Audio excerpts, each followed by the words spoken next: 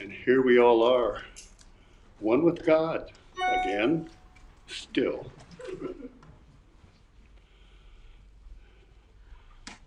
It's good to be back.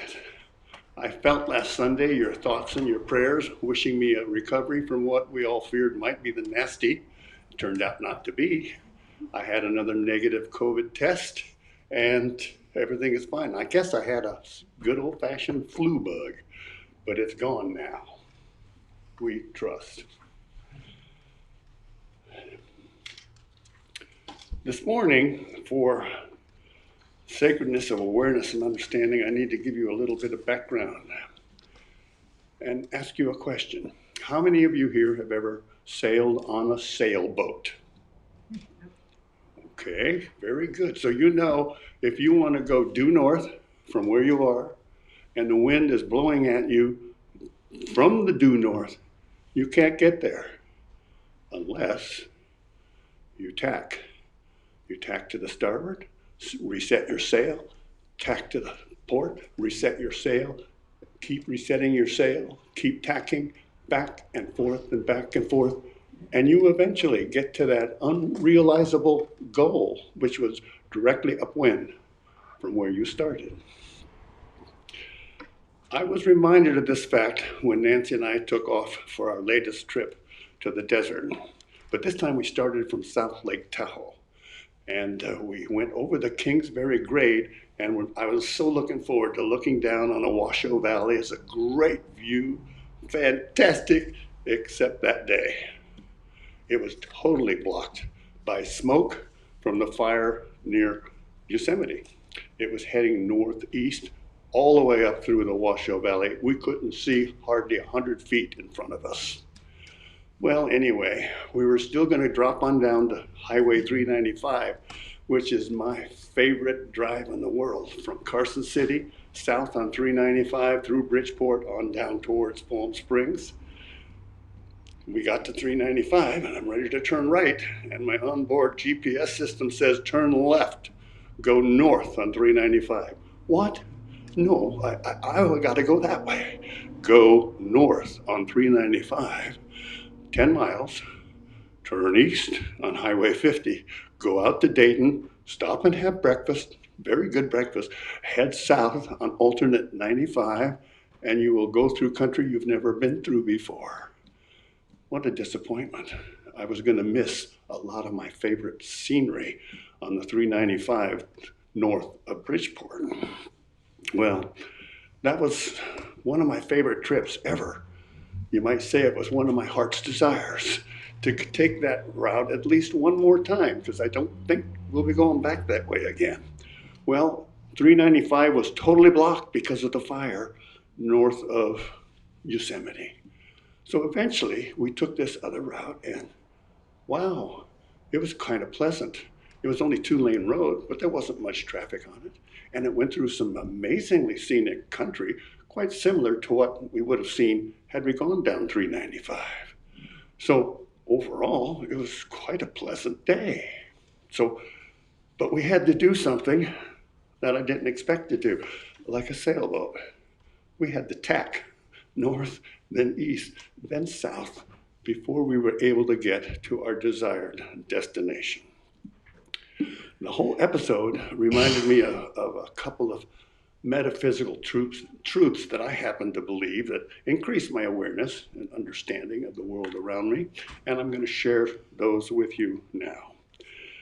Don't let your preconceived ideas interfere with your journey.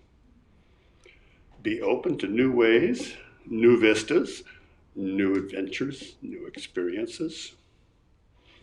Look for the treasures that can be hidden by smoke, mirrors, and other matters. And when the route to your goal is apparently blocked, change routes. Don't change goals, especially if it's a worthwhile one. Be like a sailboat. Tack. And so it is.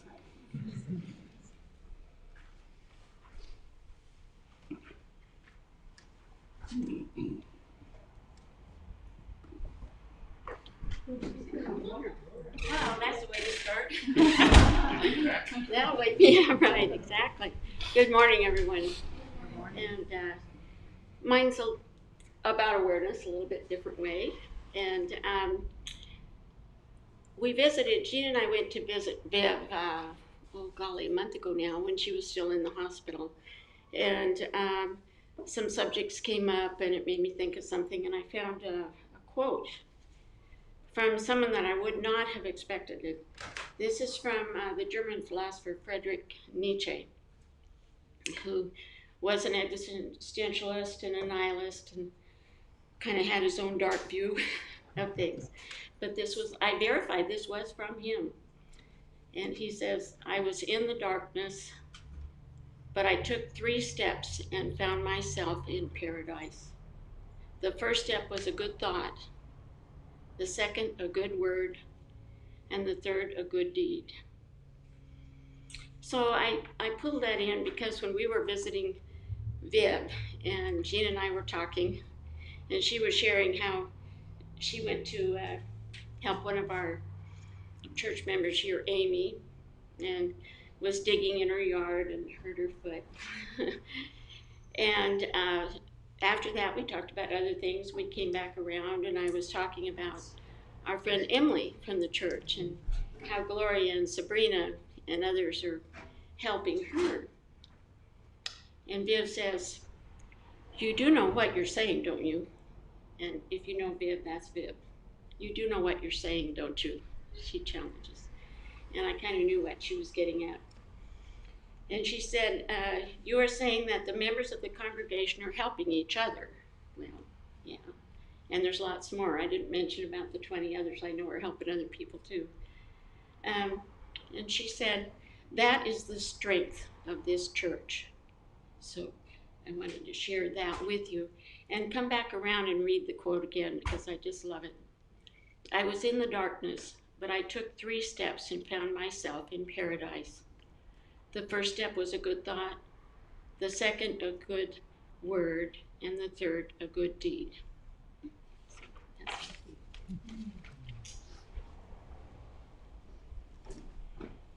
Thank you, Janet. A good thought, a good word, a good deed. We did a few of those yesterday, and I'll talk a little bit more about that when we get to the segment on abundance. Welcome. I know we have at least one new person and a couple of people who've been here a couple of times now. We're so glad to see you again. We're so glad that you joined us, and we hope you enjoy our company because we enjoy having you here. And usually after service, we go next door to our fellowship hall, and there's coffee and some cookies, and who knows what other goodies might be there as well. And the other thing about noontime, our regular minister, Patrick McCarty, is taking today off. He asked me to fill in for him, but it never takes just one to fill in for Patrick. So both Natalie and I have to fill in for one Patrick. And he's going to be here at noon because he wants to help organize the putting away and throwing away things that aren't needed anymore, but putting away of all the residue from our yesterday's pancake feed. We fed the community. So please feel free to join with him in doing that. Wednesday evening discussion group is still on. It's right here in the sanctuary, 7 p.m., and you're usually over by 8. Correct, 8 o'clock. All right, so please come and enjoy and contribute. Thursday book discussion group is kind of on hold. It's this Thursday. Oh, it is this Thursday. So it usually happens every other Thursday. On occasion, they take a break. So it's this Thursday, and then 2 weeks later, they'll have it again. And that is over in the hall, is that correct? So this Thursday, feel free to come, and they discuss a spiritual book of some sort, apparently. Are there any other announcements today? Yes, ma'am. I just want to say thank you to everybody who helped to get Emily on her way. We finally got her out of here on Friday. It takes a village, and many, many, many people in this congregation and beyond have stepped in to help her. She's transitioning right now in Sparks at a hotel. The kitty's a little bit stressed, and so is she. There are fires, as Wayne brought out. There are fires, and so it's smoky where she is, and there's a fire between her and Salt Lake City, which is the next stop. So she's taking a little bit of an extra day and going to take off tomorrow morning. But many, many pitched in to help her, and we got her on her way. Thank you all so much. Thank you, Sabrina. Any other announcements? Well, then I think we probably ought to sing something in this room. Why don't we sing in this very room, number 22, in this same old songbook?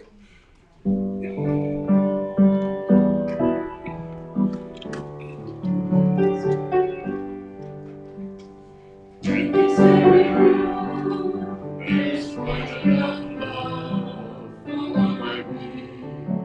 And in this very room, there's quite enough joy for one like me.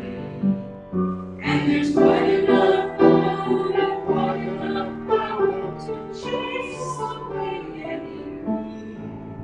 For Spirit, divine Spirit, is in this very room.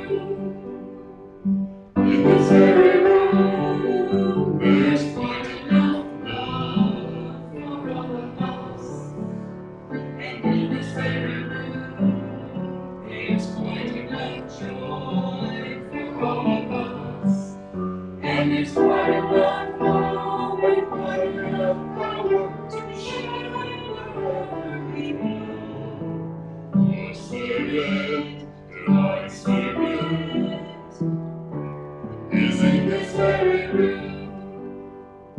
In this very room, there's quite enough joy for all the world. And in this very room, there's quite enough joy for all the world.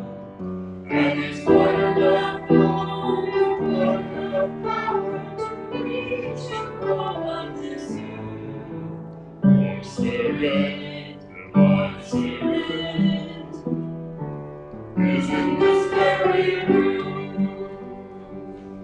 Now, this is the time in our service where before COVID, we all would just go around and hug and greet and get close to each other. Now we are not all comfortable doing that. So we're going to greet each other, and if you're comfortable with a hug, give it. If you're not, give a namaste greeting. Whatever feels right to you is what you're welcome to do as you greet your fellow congregants.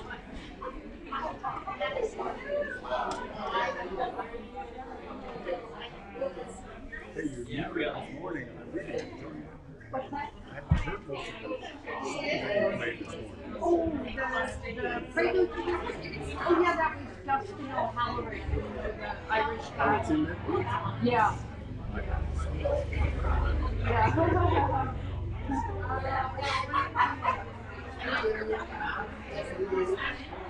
So are you back playing piano? Practice?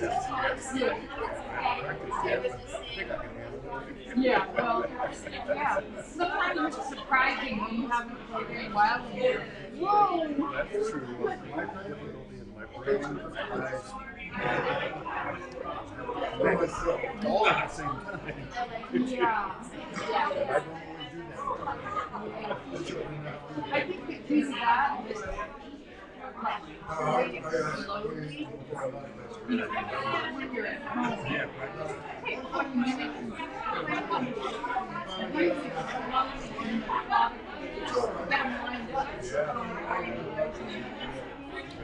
I have to do that with the Aquarium. And it's really easy to get off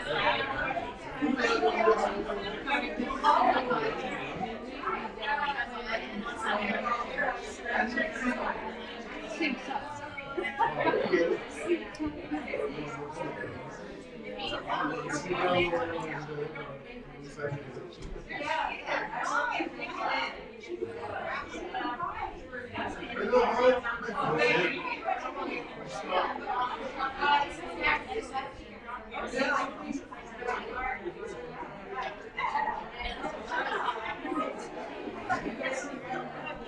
Warm enough, I don't need to wear anything.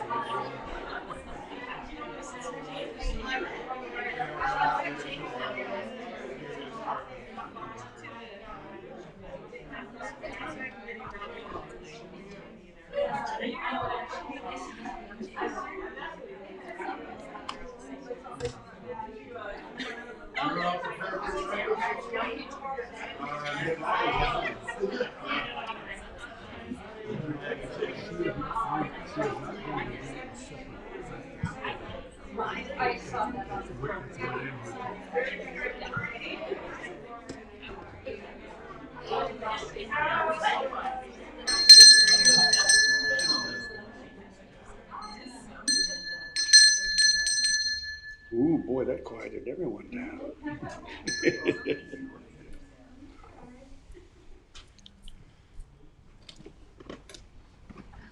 It's warm enough. I hope you don't mind. I took off my jacket. Nancy and I were fortunate enough today to be able to come here early and participate in the pre-service meditation, which Natalie Dole conducts for 20 minutes, I believe it is, starting at 10:15 every Sunday morning, and it's over by 10:35. And I was glad that David was here and Nancy and I was sad that there weren't some other people here who might benefit from it. I found it tremendously relaxing and peaceful. Of course, that was sort of the theme of her whole meditation this morning, peace. And I suspect we'll hear more like that later today. So I encourage all of you, every now and then, come early and have a 20 minutes of absolute peace and contact with your inner self. It's wonderful. Okay, where are we? Oh, let's celebrate our abundance by talking about the pancake feed yesterday. Do you know how many people we fed? Approximately 175. That includes some of us, but that was how many plates we gave out to people who put food on it and then ate it. And at the end, we had a pile of pancakes that there was maybe one or two stragglers who were going to get it. But this woman rushes in from the park and says, "Can I get a plate full of pancakes for my coworkers? They really want some. They've heard they're great." And so I loaded on all the rest. There was like 10 or 12 pancakes left, and that was the end of it. And then a lady walks up and says, "Can I get some pancakes?" And previously I had taken two out of the pan that they didn't look nice. They were fine, but they were crumpled up a little. I said, "Well, all I got left are these cold, crumpled up pancakes. I'll take them." So I gave it to her, and she was eating all alone out there while the rest of us were watching the kids parade. We spent about $300 on getting ready for that pancake feed. And we took in donations $255. So for a cost to our treasury of $45, we fed the community.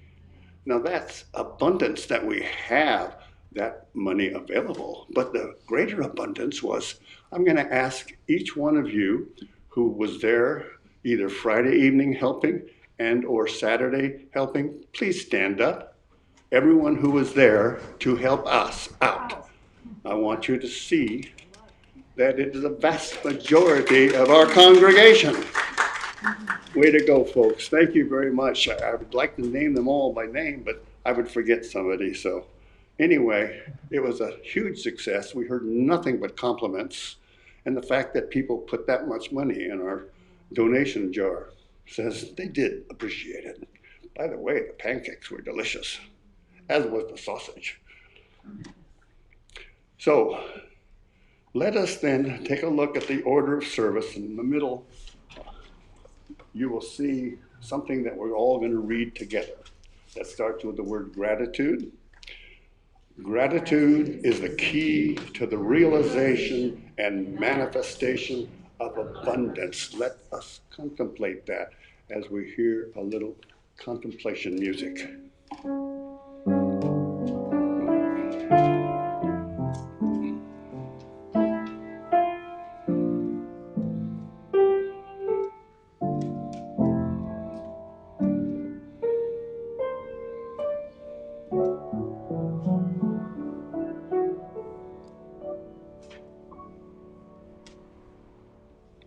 Thank you, Debbie. Beautiful. In preparation for the message, which I guess will probably also include a practice, let us sing In the Stillness, which is page 97 in this book, The Wings of Song, the red book, for those of you who are new here. Reddish?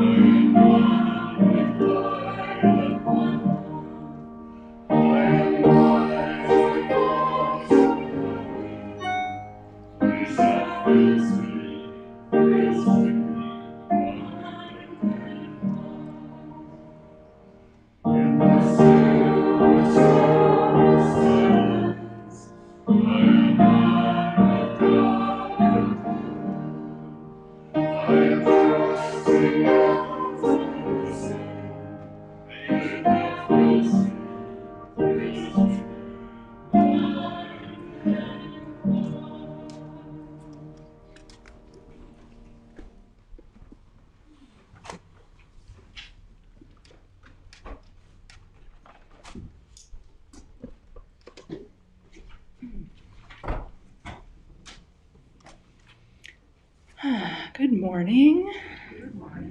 It's always a privilege to be up here with you all, and especially to be up here. So the title of my talk today is Your Heart's Desire Holds the Key. And we are going to take a deep dive together with this one. So I'm going to start off, as Wayne mentioned, rather than having a separate practice today, I'm going to sort of weave it into the beginning of my talk as part of the preparation. So first of all, I just want to thank you for being here today. We all have busy lives, but I believe that the specific group who shows up for a given service is never a coincidence. We are united in spirit, and our spiritual intentions shape the experiences we have together in this sanctuary every Sunday. This is one of the many blessings of a dedicated spiritual community like this one. In fact, here's a little experiment in consciousness for you.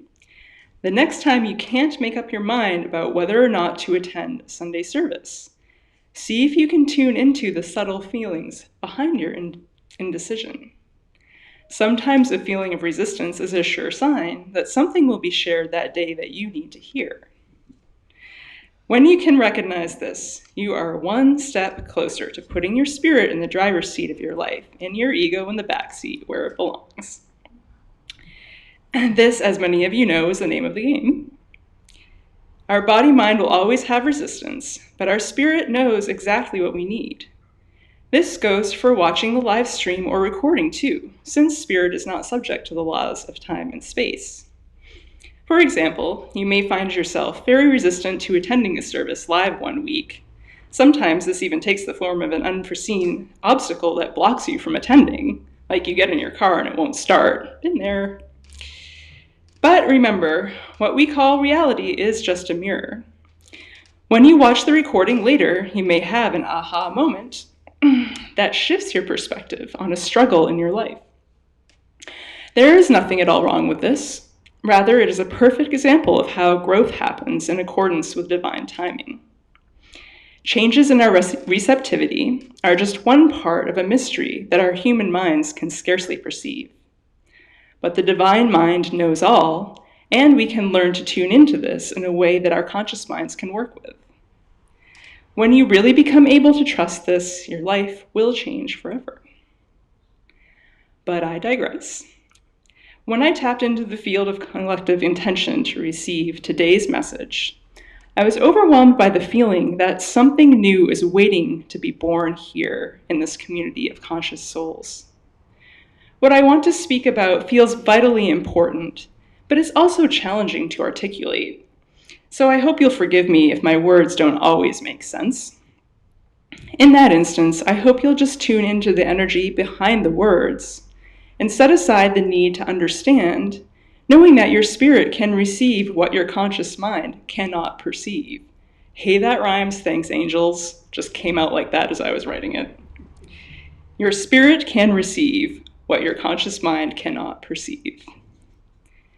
In fact, I'd like to start by sharing a suggestion that I offer to clients who come to me for readings, in case you find it useful. Often in the course of an in-depth intuitive reading, information comes through that at first feels confusing or overwhelming. Knowing this, I ask clients at the start of a session to bring to mind something that they're grateful for, and I ask the same of you now. So just take a moment and call that in, really feeling that gratitude in your heart. Good.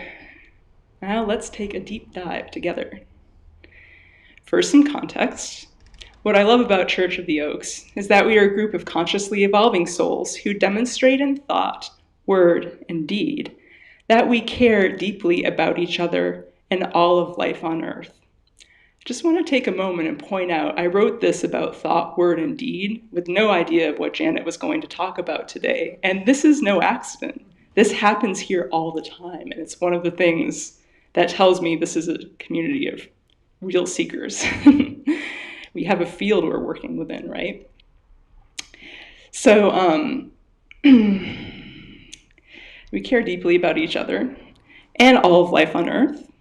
Unlike any other church I've found, we even care more about that than we do about being right, in the sense that it is the desire to grow in love and awareness, and not dogma that unites us. I hope that one day this won't be such a rare thing, but for the moment it is. Many of us feel in our bones that there is something deeply wrong with the trajectory of humanity, that we are quite literally heading for a cliff as a species. Earlier this year, Yale's Journal of Industrial Ecology published an updated report on the factors laid out by MIT data scientists in a 1972 report entitled The Limits to Growth. The original report gave 4 possible trajectories for civilization, ranging from business as usual to stabilized world.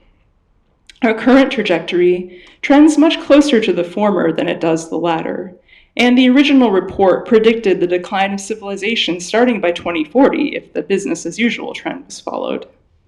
Its predictions thus far have proven to be shockingly accurate for the past 50 years. In the face of such overwhelming data, those of us who care often feel powerless to affect our fate. Governments and corporations seem to be laying out the road to the cliff as fast as they can, and we all know individuals who seem equally hell-bent. They are not interested in alternate views, and they will defend to the death their right to go to hell and take everyone else with them. It's a discouraging time to be a caring soul, to say the least. Stay with me here. Deep down, more and more of us know that no matter how much we recycle or get out the vote, it will be too little, too late. Terms like climate anxiety, doom scrolling, and future shock have become commonplace, and many of us feel heartbroken when we think of the world the young people in our lives will inherit. Now, bear with me. I promise that where I'm going with this will surprise you. Someone, at this point in a conversation like this, Invariably, resignation sets in. Someone will attempt to dispel the dark mood by making a joke or changing the subject, and we'll all go back to trying to get through the day as best we can. We hit a wall in our ability to confront these issues because at some level, we know that a change in consciousness is our only hope. But we feel this is outside of our control. Oh, sure, we all can work on ourselves and hope it rubs off on others, but many of us have been doing that for years, and where has it gotten us? Too little, too late, all over again. But here's the idea that changed everything for me a couple of months ago, and that I hope will do the same for you. What if, deep down, civilization isn't even what we really want? What if, with due acknowledgement and compassion for the suffering of so many, everything that's happening in our world today is an answer to the most fervent prayers of our collective subconscious? In other words, what if what we have been conditioned to want bears no relation to our heart's desire? What if all that was required to bring about the necessary change in consciousness was to find the courage to ask ourselves what it is we truly want and listen to the answer? And I just want to weave in too the mini message last week that Pat asked Dave to read. It's all about, what if it's not about an ever-widening circle of control, but just about being in this moment? More on that in a moment. Before I share more of my thoughts on this, I want to read you a long excerpt from the book that led me to these realizations, which I've spoken with some of you about already. It's called The Way of the Rose, and its author, Clark Strand, was a Zen monk for more than a decade, and later a senior editor at Tricycle Buddhist magazine. In the summer of 2011, he began to experience visions of a woman who he first referred to as my girl, because she appeared to him as a teenage girl in the middle of the night. In a chapter titled The Heart's Desire, Strand relates a message that his girl shared with him in August 2011, the night before Hurricane Irene cut a swath of devastation through upstate New York, where he lives. She said, "It is all right to destroy the things you seem to love but secretly hate. In fact, it may be necessary to do so." Strand continues, "She'd spoken the words so gently, sweetly even, that at first I was sure I had misheard them. But they hung before me like blown embers, glowing in the dark, imprinted on the silence of my mind. I couldn't imagine what they were, these things I seemed to love but secretly hated." The words had an ominous feel. "Each night after the hurricane, I went out for my walk under stars that, with all the lights out, I'd never seen brighter in my life. The air was clear and cool, purified of something I would almost have said, if I could only think what it was. There was no omnipresent whir of electronics, no hum of distant traffic. On what would be the last night of total darkness, I was on a walk when she spoke directly into my ear. Closer than a whisper, the words were almost a kiss. 'You haven't prayed for anything. Is there nothing you want?' She was right there, asking, even pushing a little, trying to get through to me. 'Is there nothing you want?' It was like a dare out of a fairy tale. She'd asked what I wanted because she was empowered to grant it. That was a sobering thought that made me want to get it right.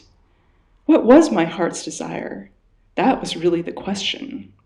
Until then, it had felt like she was always standing off to one side, watching and listening, uttering a few words of guidance from time to time. Now she faced me directly. The experience was immediate, relational, and utterly real.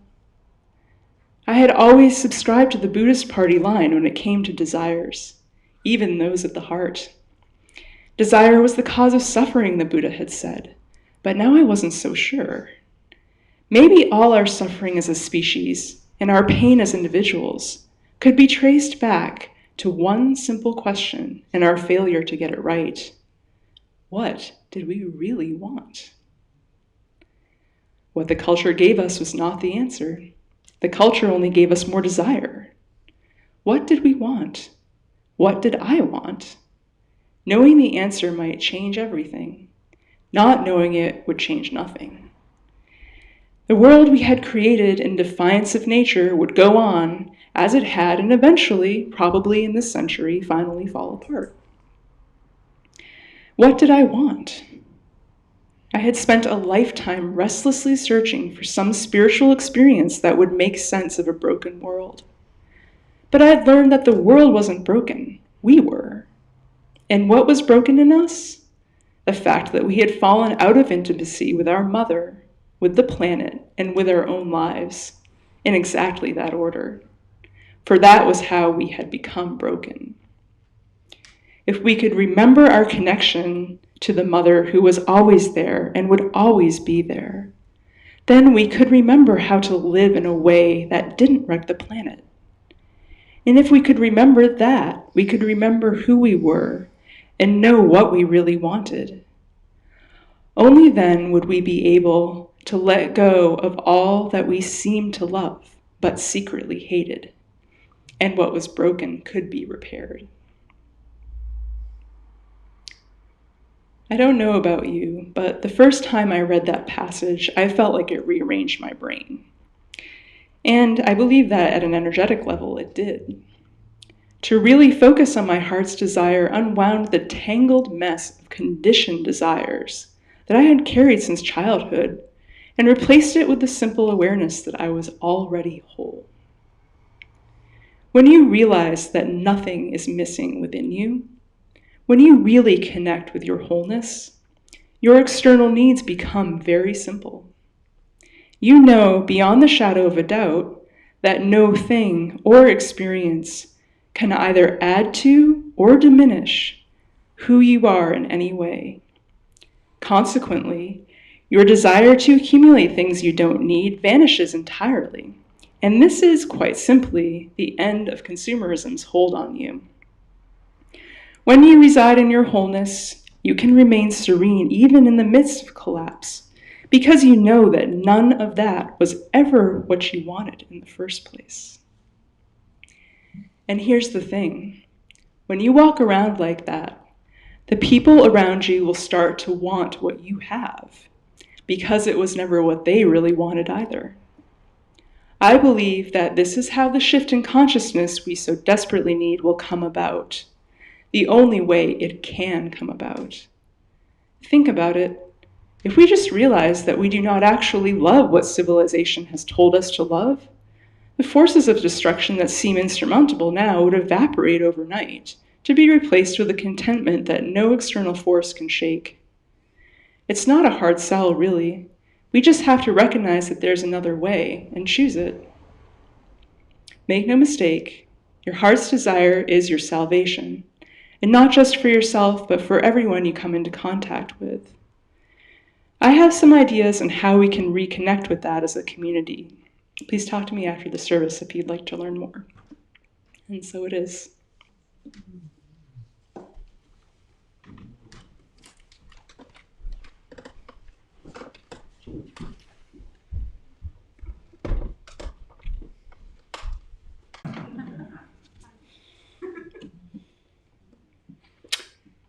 Very impressive. Very different. Very hopeful.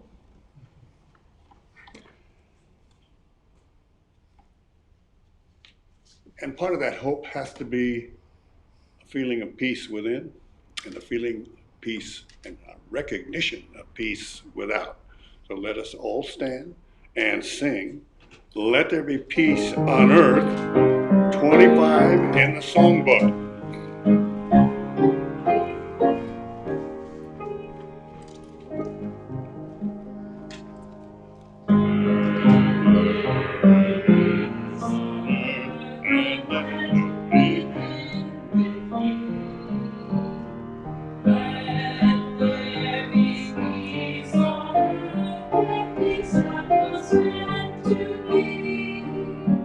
Take all that's free.